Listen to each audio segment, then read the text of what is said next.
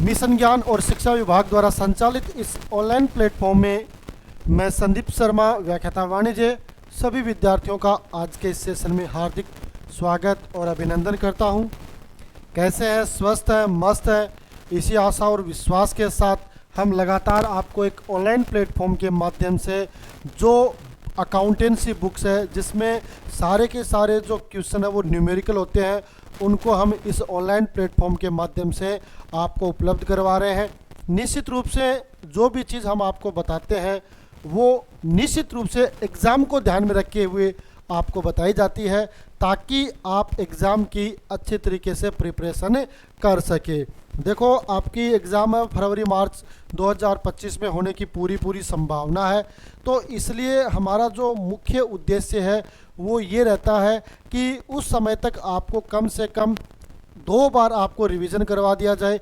साथ में जो महत्वपूर्ण MCQs क्वेश्चन है, जो आपके शॉर्ट टाइप क्वेश्चन है, जो आपके प्रैक्टिकल क्वेश्चन है, वो भी आपको ज़्यादा से ज़्यादा अभ्यास करवाया जाए, ताकि निश्चित रूप से आप बढ़िया नंबर लेके आ सके। तो आज के इस सेशन में कुछ और न्यूमेरिकल क्वेश्चन जो आपके एग्ज़ाम के लिए फ़ायदेमंद साबित हो सकते हैं, उन पे हम चर्चा करेंगे। तो जो भी विद्यार्थी हमारे साथ लगातार जुड़ रहे हैं, उनसे बस इतना सा निवेदन है, क्योंकि ये सारी क्लास है वो आपके लिए बेनिफिट वाली होगी, और इसलिए आपकी जो भी चीज़ आपको बेनिफिट देती है तो उसको आपको एक्सेप्ट करने में किसी प्रकार की घबराहट नहीं होनी चाहिए। इसलिए आपको फटाफट इस चैनल को सब्सक्राइब कर देना है, साथ में वीडियो को लाइक कर देना है, और अपने साथियों को जो कॉमर्स से रिलेटेड कोई भी एग्ज़ाम की प्रिपरेशन कर रहे हैं, चाहे वो आपकी बोर्ड से रिलेटेड हो और चाहे वो आपकी कंपटीशन एग्ज़ाम से रिलेटेड हो, तो वो काम आपको करना है, उनको ये वीडियो शेयर कर देना है, ताकि वो भी हमारे साथ जुड़ सकें।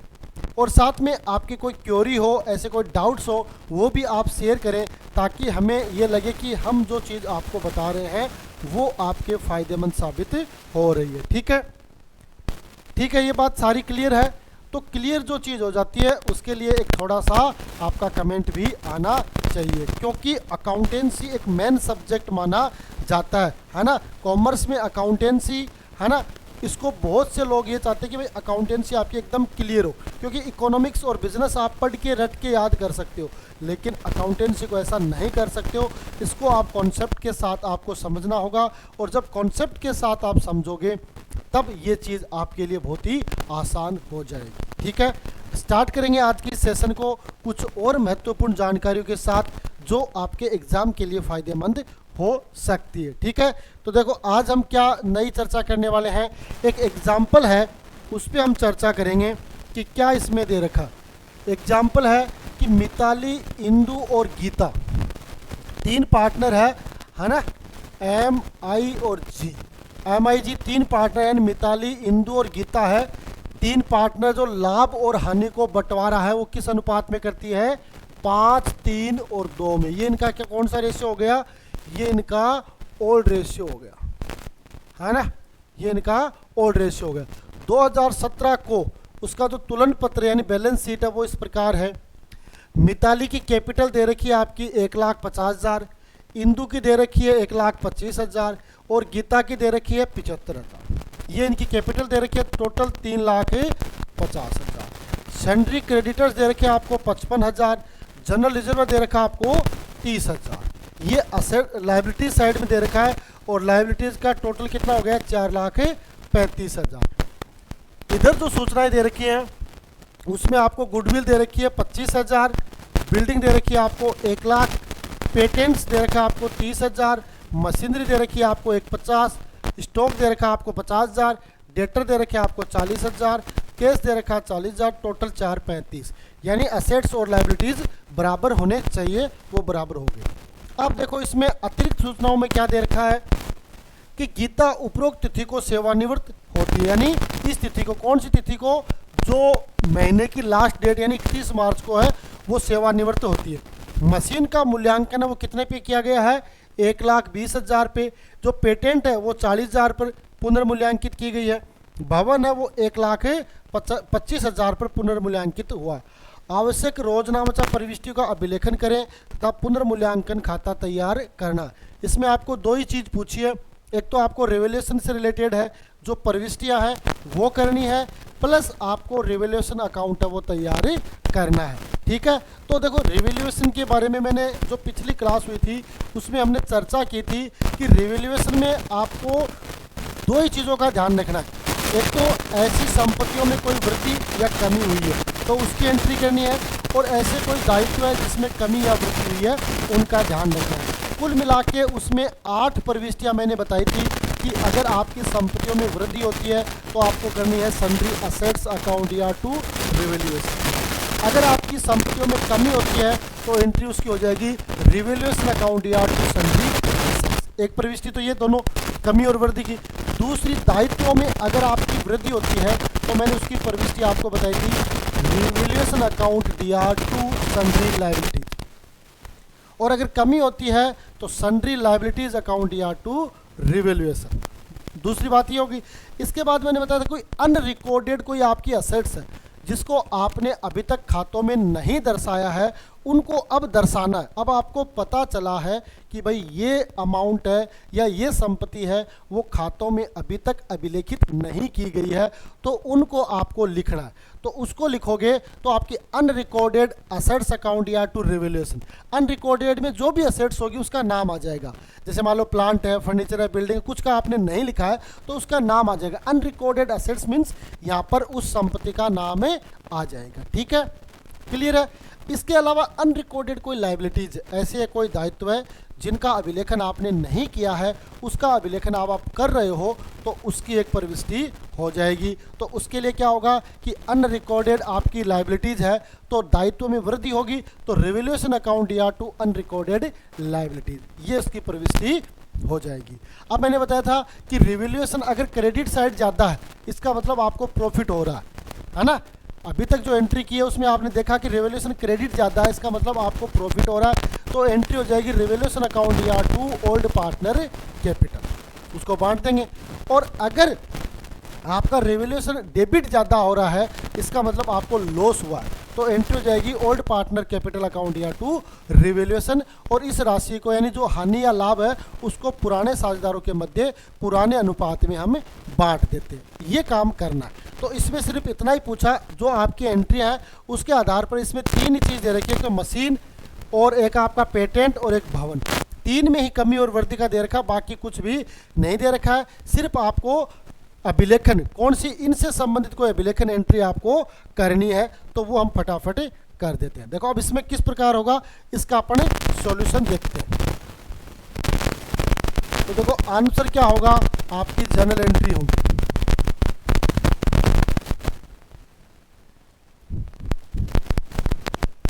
जर्नल एंट्री,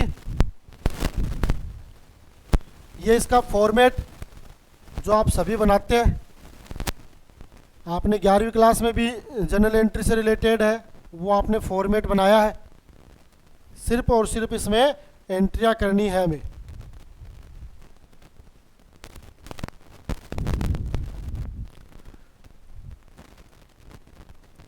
ये डेट, ये पर्टिकुलर, ये एलएफ, ये डेबिट और क्रेडिट, है ना, ये एंट्री हो जाएगी। अब देखो पहली एंट्री में क्या है, पहली एंट्री में आपको जो मशीन है उसको पुनर्मूल्यांकित किया गया। अब हमें क्या करना होता है, जो अतिरिक्त सूचनाएं दे रखी है उनको पुरानी बैलेंस शीट के साथ मैच करना होता है।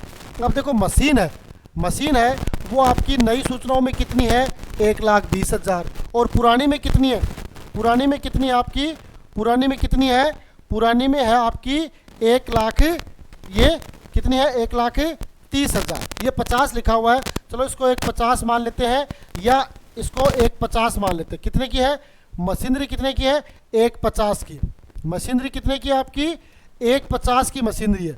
अब पुनर्मूल्यांकित किया है तो कितने पे आ गई है, पुनर्मूल्यांकन किया है तो कितने पे आ गई, पुनर्मूल्यांकन करते ही कितने पे आ गई ये आ गई 1,20,000 पर। इसका मतलब है आपकी संपत्ति में कितनी कमी हो गई, 30,000 रुपये की कमी हो गई। और कमी होगी तो अपन क्या एंट्री करेंगे, कमी होगी तो अपन क्या एंट्री करेंगे, कमी होगी तो अपन एंट्री करेंगे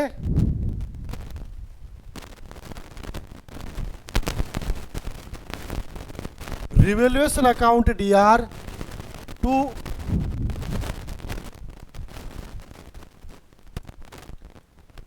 machinery account. Revaluation account D R to machinery account. Machine कितने की थी? मशीन थी आपकी, मशीन कितने की थी? 150 की थी, अब 20 की होगी, 30,000 की कमी आ गई।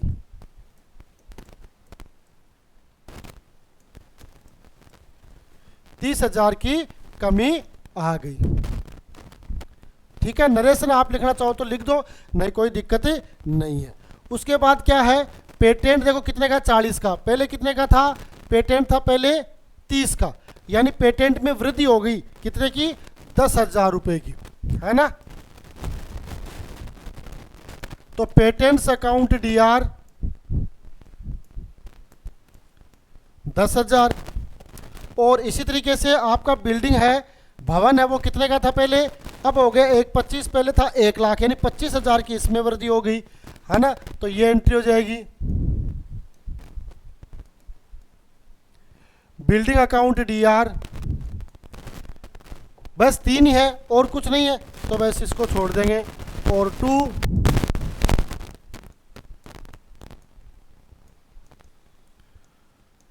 रिवैल्यूएशन अकाउंट यार। अब देखो ये कितने की हो गई? ये 1 लाख की थी, बढ़ के 1,25 हो गई, तो 25,000 की वृद्धि हो गई। ये टोटल हो गए आपके 35,000।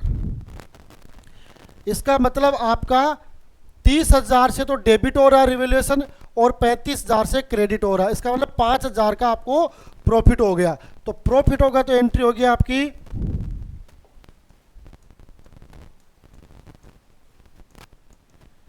Revaluation account D R to.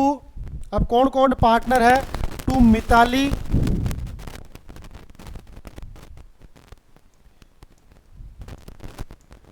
Mitali's capital account D R capital account. दूसरी है इंदू,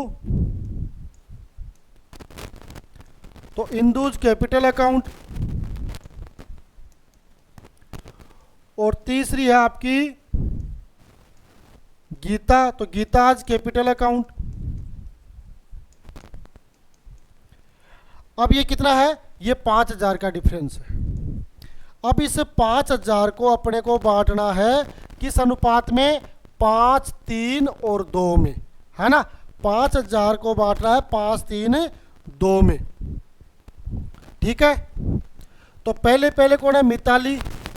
तो 5,000 को बांटेंगे 5, 3 और 2 में, है ना। तो बट्टे 5/10, है ना। लघु अनुपात का योग कितना हो जाएगा? 5, 3, 8, 2, 10। और ये आ गया, इसको काटेंगे तो ये कितने हो जाएंगे? 2,500 रुपये। फिर इंदू का हिस्सा, इंदू का भी वही 5,000 मल्टीप्लाई 3/10। तो ये इंदू के हिस्से में कितने आ गए? 1,500। और फिर गीता, गीता को भी इसी तरीके से डिवाइड करेंगे 5,000 बट्टे मल्टीप्लाई 2/10। तो ये कितने आ गए? 1,000, है ना। टोटल कितना हो जाएगा अपना का? ये 5,000 हो जाएगा, है ना। तो यहाँ पे मिताली के हिस्से में कितने आ गए? 2,500। इंदू के हिस्से में कितने आ गए? 1,500। और गीता के हिस्से में कितने आ गए? 1,000। ये इसकी प्रविष्टि हो जाएगी। ठीक है, ये इसकी प्रविष्टि होगी। सबसे पहले इसमें क्या पूछा है कि आपको अभिलेखन करना है किसका? प्रविष्टियों का। तो ये अपन की 3 प्रविष्टियां हो गई इसमें।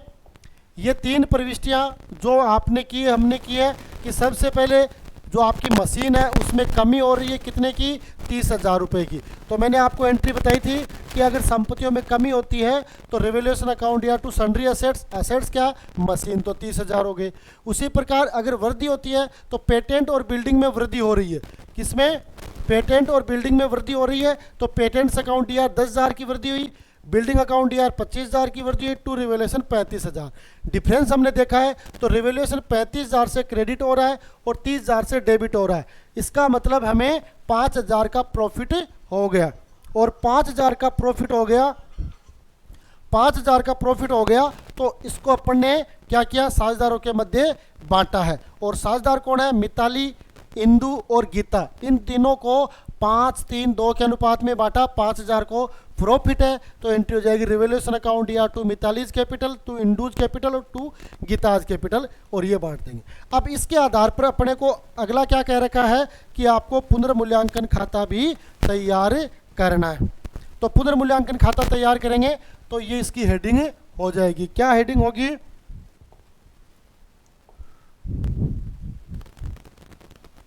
रिवैल्यूएशन अकाउंट, है ना। ये खाते का प्रारूप जो आपने भली प्रकार से इसको हल किया है। वैसे तो आपकी क्लासेज हैं वो स्कूल में चल रही हैं, आप पढ़ भी रहे हो, है ना। इसी हिसाब से आप इन सवालों को हल कर रहे हो लगातार। ये इसका फॉर्मेट होता है।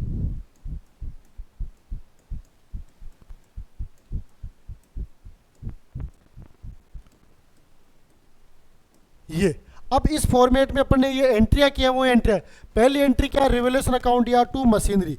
आपको पता है कि जिस प्रकार नदी है वो खुद का पानी स्वयं नहीं पीती है, पेड़ है वो अपनी छाया में खुद नहीं बैठता है ना। उसी प्रकार से जिसका खाता तैयार कर रहे हैं उस खाते का स्वयं का नाम नहीं आएगा, उसके जस्ट सामने कौन है, क्योंकि अपने पास दो पक्ष होते हैं, एक तो डेबिट पक्ष और एक क्रेडिट पक्ष। जब हम डेबिट पक्ष का खाता तैयार कर रहे हैं तो उसके सामने कौन है? क्रेडिट पक्ष, उसको लिखा जाएगा। और अगर क्रेडिट पक्ष तैयार करते हैं तो उसके सामने कौन है? डेबिट पक्ष, उसको लिखा जाएगा। तो अपन तैयार कर रहे हैं डेबिट वाला जो रिवोल्यूशन अकाउंट है उसको तैयार कर रहे हैं यहाँ पे इस एंट्री के अकॉर्डिंग।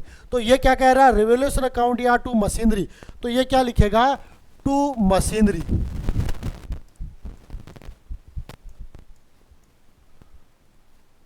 टू मशीनरी कितनी राशि है मशीनरी की? मशीनरी की राशि है 30,000। ठीक है। दूसरी एंट्री में क्या है? पेटेंट अकाउंट या बिल्डिंग अकाउंट या टू रिवोल्यूशन। अब यहाँ पे क्रेडिट है तो क्रेडिट के सामने कौन है? डेबिट। डेबिट कौन है? पेटेंट और बिल्डिंग। तो क्या लिखेंगे? By patents. पेटेंट्स में कितना हुआ है? 10,000 रुपए का। और बाई बिल्डिंग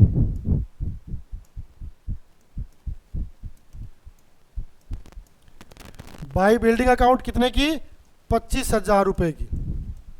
बस ये हो गया। अब अगर देखो डायरेक्ट अपन ये खाता तैयार करते हैं तो यहाँ पर अपन को बैलेंस निकालना होता है कि भाई एंट्रियाँ कर दी, अब इसका बैलेंस निकालेंगे। लेकिन अपन ने तो क्या किया है कि पहले प्रविष्टि कर ली है तो ऑटोमेटिकली तीसरी प्रविष्टि आ जाएगी। क्या है? रिवोल्यूशन अकाउंट या to Mitali, to Indu, to Gita. तो रिवोल्यूशन के खाते में क्या लिखा जाएगा? टू मिताली।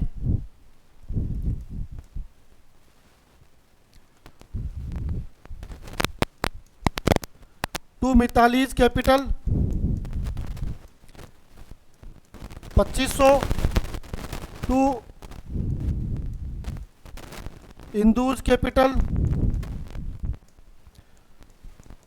1500, टू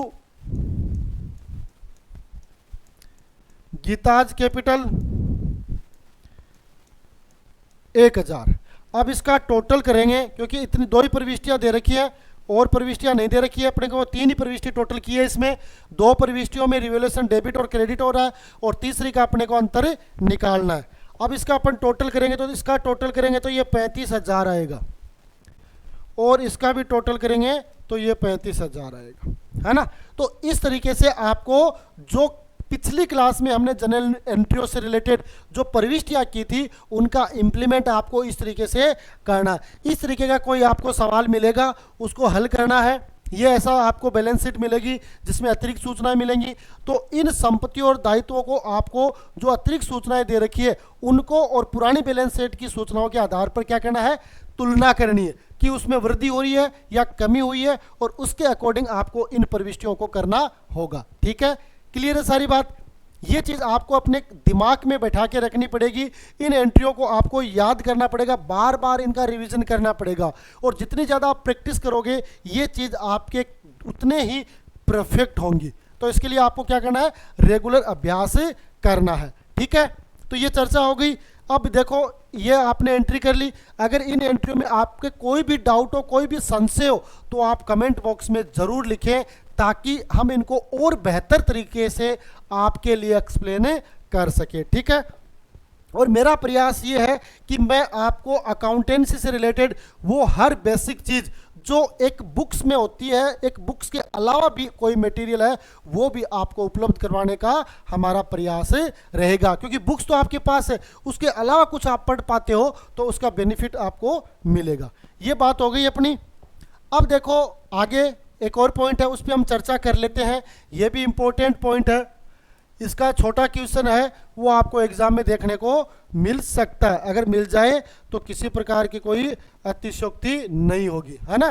क्या कह रहा है कि देखो इसमें आपके संचित लाभ और हानियों का समायोजन, आपके जो रिजर्व होते हैं, ये बातें वैसे तो चैप्टर नंबर 2 में हो चुकी हैं, फिर भी मैं आपको एक रिकॉल के रूप में पुनः आपको याद दिला दूं कि जैसे मान लो आप सब जानते हो कि नया साझेदार, जो साझेदार जा रहा है, यानी चैप्टर नंबर 2 में साझेदार आ रहा था, इसमें साझेदार जा रहा है, तो आपको पता है कि जो साझेदार जा रहा है तो वो क्या करेगा, जिस समय उसकी डेथ हो रही है या जिस समय वो अवकाश ग्रहण कर रहा है, वहाँ तक के जितने भी जो रिजर्व हैं, जितने भी जो संचय हैं, जितने भी जो लाभ है ना, जितनी भी जो हानियां, उनका बंटवारा आपको करना पड़ेगा। क्यों करना पड़ेगा? क्योंकि अगर लाभ है तो जाने वाले साझेदार अपना हिस्सा लेना चाहेगा, और अगर हानि है तो रहने वाले साझेदार हैं उनको वो हानि देना चाहेंगे। तो इसलिए जो साझेदारी विलेख होता है उसमें ये बात स्पष्ट लिखी जाती है, सुनहरे अक्षरों में लिखी जाती है कि साझेदार अवकाश ग्रहण करेगा या साझेदार की मृत्यु होगी तो उस तिथि तक आपको संचित लाभ और हानियों का क्या करना पड़ेगा, समायोजन करना पड़ेगा। यानी उसकी एंट्रियां हैं वो एंट्री करनी पड़ेगी। यानी अगर आपके पास जनरल रिजर्व है, कैपिटल रिजर्व है, कैपिटल रिडम्पशन रिजर्व है, आपके पास पी&एल है, तो इसको पुराने साझेदारों के मध्य पुराने अनुपात में बांटना पड़ेगा। अगर आपके पास कोई हानियां है तो वो भी पुराने साझेदारों के मध्य पुराने अनुपात में बांटी जाएंगी। परीक्षा में बहुत बार प्रश्न आता है कि साझेदार अवकाश ग्रहण करता है, साझेदार की मृत्यु होती है या साझेदार प्रवेश करता है, तो जो संचित लाभ और हानि है वो किस अनुपात में बांटी जाएंगी, त्याग अनुपात में, नए अनुपात में, पुराने अनुपात में, फायदे अनुपात में। तो लोग कंफ्यूज हो जाते हैं, है ना, उसमें क्या हो जाते हैं, कंफ्यूज हो जाते हैं कि इसका आंसर क्या होने वाला है। कुछ नया लगाते हैं, कुछ फायदा लगाते हैं, कुछ पुराने वाला लगाते हैं, लेकिन ध्यान रखना इसका आंसर होगा पुराने अनुपात में बांटे जाते हैं। ठीक है, अब इस पर थोड़ी सी हम चर्चा कर लेते हैं कि तुलन पत्र में, तुलन पत्र कौन सी है, जो आपकी बैलेंस शीट है ना, जो बैलेंस शीट है, कौन सी balance sheet, old balance sheet, है ना। तुलन पत्र में जो आपके रिजर्व है, आपके लाभ है, आपका सामान्य संचय है, संचय कोष है या संचित हानियां, उनको लाभ और हानि खाते में जमा शेष के रूप में दर्शाया जाता है, इनकी एंट्रियां की जाती है। ठीक है, तो इसको बंटवारा करना पड़ेगा। इसके अलावा कि सेवानिवृत्त और मृत साझेदार अपने भाग के लिए संचित लाभों का तथा संचित हानियों का, यदि कोई है तो, ये गारंटी नहीं है कि वहाँ हो ही, अगर है तो कंडीशन में भी अप्लाई है। अगर आपके पास संचित लाभ है, संचित हानियां है ना, तब आपको बंटवारा करना है। अगर है ही नहीं तो अपन बंटवारा नहीं करेंगे। लेकिन परीक्षा में काल्पनिक रूप से प्रश्न आ सकता है कि संचित लाभ और हानियों को शेष साझेदारों या पुराने साझेदारों के मध्य किस अनुपात में बांटा जाएगा, तो वो पुराने अनुपात में बांटा जाएगा, है ना। संचित हानियों का अधिकारी होता है नहीं, उसको ये लेने पड़ेंगे। यदि संचित लाभ या हानि सभी साझेदारों के संबंधित है तथा इनको सभी साझेदारों के पूंजी खाते में उसके पुराने लाभ विभाजन अनुपात में हस्तांतरित किया जाता है। देखो ये बात आ गई ना, किस अनुपात में, पुराने लाभ विभाजन अनुपात में। तो ये इंपॉर्टेंट हो गया, इसको आप अंडरलाइन कर सकते हो, इसको आप क्या कर सकते हो, इसको आप अंडरलाइन कर सकते हो। ठीक है, पुराने लाभ विभाजन अनुपात में आपको ये क्या करना है, इसको बांटना होता है, पुराने लाभ विभाजन अनुपात में आपको डिस्ट्रीब्यूट करना पड़ेगा। ठीक है, क्लियर है सारी बात, सारी बात क्लियर है ना। मैं आपको वही पॉइंट बता रहा हूँ जो आपके एग्जाम की दृष्टि से महत्वपूर्ण। किताब है, बुक्स है, आपकी पासबुक वगैरह, उसमें बहुत डीपली दे रखेगा, लेकिन मेरा प्रयास है इंपॉर्टेंट चीज़ आपको बताई जाए, क्योंकि बहुत ज़्यादा पढ़ोगे तो ये जरूरी नहीं कि बढ़िया मार्क्स आए, लेकिन सिलेक्टेड पढ़ोगे तो बढ़िया मार्क्स निश्चित रूप से आपके आएंगे। सिलेक्टेड पढ़ो, इंपॉर्टेंट पढ़ो, ऐसा लगना चाहिए कि ये परीक्षा में आने वाला है। नहीं तो किताब के तो 300 पेज होते हैं, पूरे 300 पेज परीक्षा में थोड़ी आते, है ना। लेकिन सिलेक्टेड आप पढ़ोगे तो उसका बेनिफिट आपको मिलेगा। और क्या बात है, देखो ये उसकी एंट्रियाँ होगी, ये उसकी एंट्री होगी कि अगर आपके पास संचित लाभ है ना, संचय है का उसका हस्तांतरण पुराने साझेदारों के मध्य, यानी जो ऑल पार्टनर है, सभी साझेदार है, उसके किस रेशियो में? ओल्ड रेशियो में, ओल्ड रेशियो में आपको बांटना है। ठीक है, तो देखो इसकी एंट्री क्या हो जाएगी? General reserve account DR, profit and loss account DR to all partner capital. संचित लाभों जो संचय है उनको बांटना पड़ेगा general reserve account DR, profit and loss account DR to all partner capital. ठीक है, इस तरीके से ये बांटी जाएगी। दूसरा, संचित हानियों के स्थानांतरण पर, है ना, इसमें क्या है कि ऑल पार्टनर्स कैपिटल अकाउंट या to P and L account, ये भी कौन से में होगा? आपका ओल्ड रेशियो होगा, उसी में बांटा जाएगा। ये दोनों ही चीजें आपके किस रेशियो में बांटी जाएंगी? पुराने अनुपात में बांटी जाएंगी। ठीक है, क्लियर है सारी बात? तो ये इन एंट्रियों को आपको ध्यान में रखना है। अगर आपके पास कोई रिजर्व वगैरह है, संचय वगैरह है, तो उसकी दो तरीके से प्रविष्टियाँ होंगी।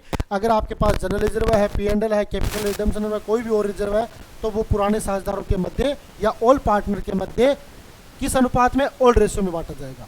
और अगर संचित हानियाँ है तो वो भी सभी साझेदारों के मध्य पुराने अनुपात में बांटी जाएंगी। ठीक है, क्लियर है सारी बात? सारी बात क्लियर है या नहीं, ये आपको बताना, क्योंकि ये इंपॉर्टेंट चीज़ है। अगर आप 12वीं क्लास में अच्छे तरीके से ये चीज़ पढ़ लेते हो ना, तो आगे आप किसी भी कंपटीशन एग्जाम में बैठते हो, चाहे वो आपके जूनियर अकाउंटेंट हो, चाहे आपके वो ऑडिटर की भर्ती हो, चाहे वो आपकी स्कूल लेक्चरर की हो, चाहे आपके वो कॉलेज लेक्चरर की हो, तमाम कॉमर्स से रिलेटेड जो कंपटीशन एग्जाम होते हैं ना, उनमें ये क्वेश्चन पूछे जाते हैं, विद कंसेप्ट पूछे जाते हैं। तो अगर आपने कंसेप्ट के साथ पढ़ लिया तो सारी चीज़ है वो आप आसानी से एक्सप्लेन कर सकते हो। ठीक है, तो देखो आज के सेशन में ये इतना ही। हमने एक महत्वपूर्ण क्वेश्चन है वो आपको समझाने का प्रयास किया है, और साथ में जो रिजर्व और संचय है उससे रिलेटेड भी एंट्री हमने की है। निश्चित रूप से आज का जो सेशन है वो आपको पसंद आया होगा, और पसंद आया तो एक बार लाइक कर दीजिए, और साथ में वीडियो को शेयर भी कर दीजिए ताकि आपके दोस्त हैं उनको भी फ़ायदा मिल सके। आज के सेशन में इतना ही, मिलेंगे अगले सेशन में, तब तक के लिए जय हिंद, जय भारत।